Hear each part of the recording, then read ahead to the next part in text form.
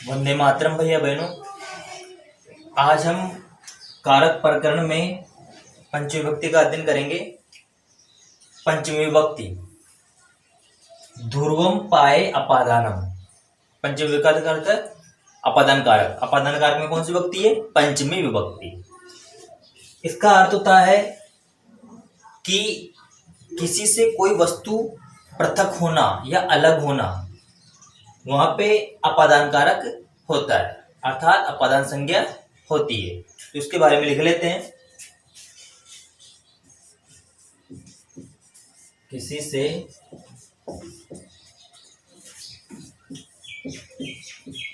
कोई वस्तु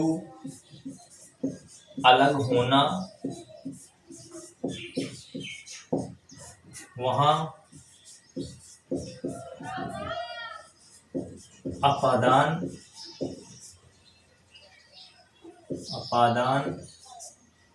संज्ञा होती है।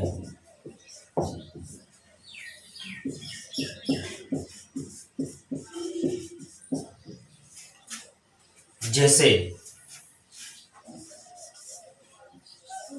वृक्षात् पत्रम पतति।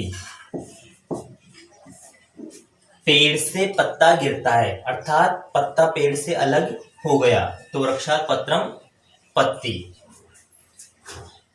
बालक है अश्वात्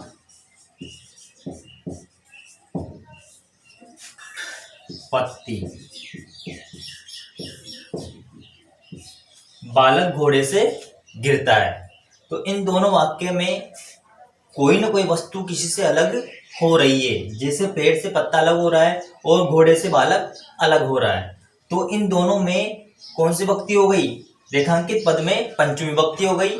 कारण है अलग होने के अर्थ में पंचमी विभक्ति का प्रयोग किया जाता है।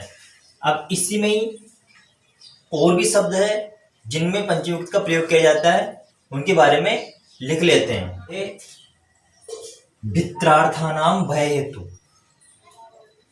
भय तथा रक्ष अर्थात रक्षा करना या भय लगना, इन दोनों धातुओं में पंचमी विभक्ति होती है, अर्थात अपादान कारक होता है। तो इसके बारे में लिख लेते हैं। भय तथा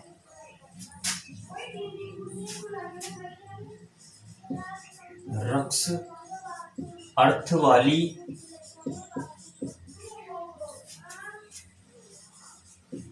धातुओं में अपादान संज्ञा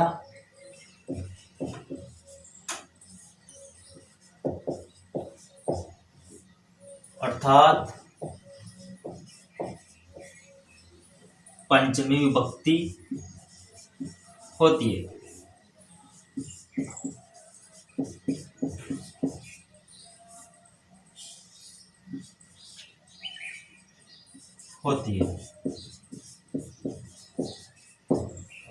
भय तथा रक्ष अर्थ वाली धातु में पदार्थ संज्ञा अर्थात पंचमी विभक्ति होती है। जैसे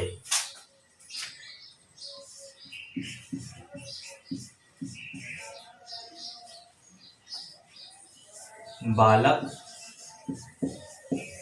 चोरात विभेति। बालक चोरात विभेति। अब इसमें विभेति का अर्थ होता है डर लगना या भय लगना। बालक चोर से डरता है। बालक चोर से डरता है। चोरात, चोरात में कौन सी विभक्ति हो गई? पंचमी विभक्ति। किसके योग में? भय के योग में। भय के योग में पंचमी विभक्ति का प्रयोग किया जाता है। तो बालक का चोरात विभेति। उसी तरह नरप है दुष्टात त्रायते या रक्षति।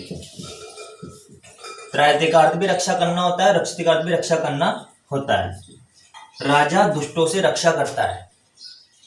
तो इसमें पंचमी विभक्ति हो गई रक्ष धातु के योग में, जहां त्रैते भी आ जाए, त्रैते का अर्थ भी रक्षा करना होता है। तो इन दोनों शब्दों में पंचमी विभक्ति का प्रयोग किया जाता है। अब आने वाले शब्दों के बारे में अध्ययन करते हैं।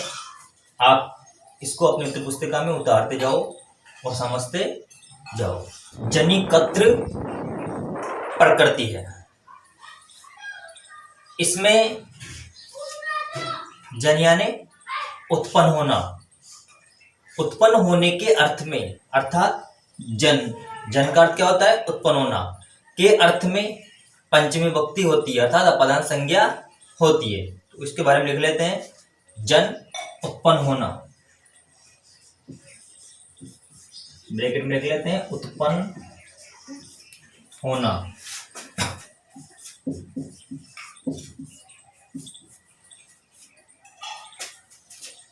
की अर्थ वाली धातु में अपादान संज्ञा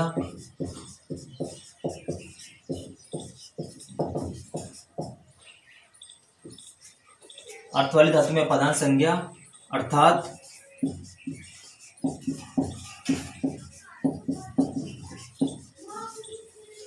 पंचमी विभक्ति होती है।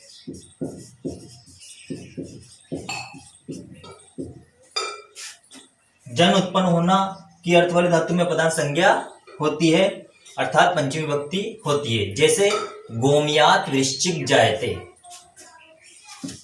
गोमयात वृश्चिक जायते।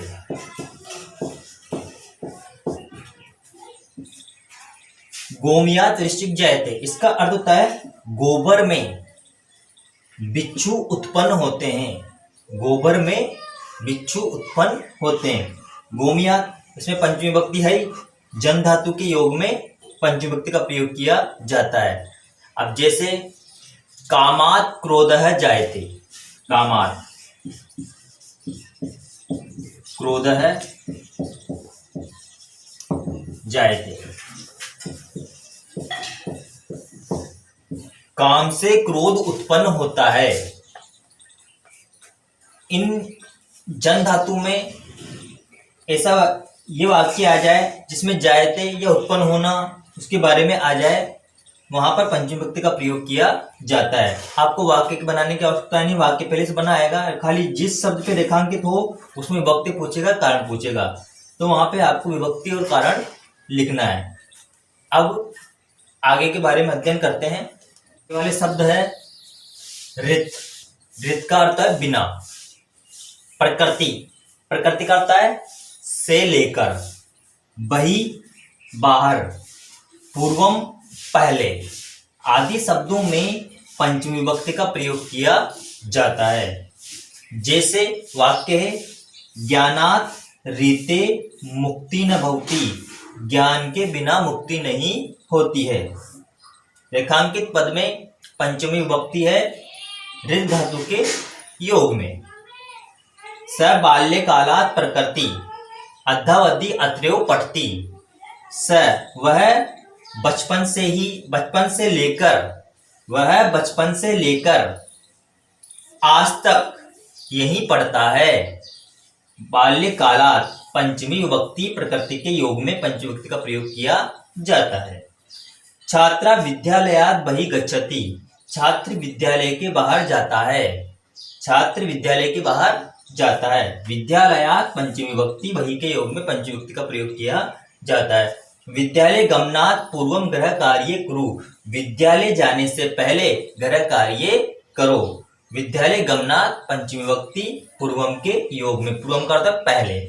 तो ये जो शब्द है, इन शब्दों का प्रयोग भी पंचमी विभक्ति में किया जाता है।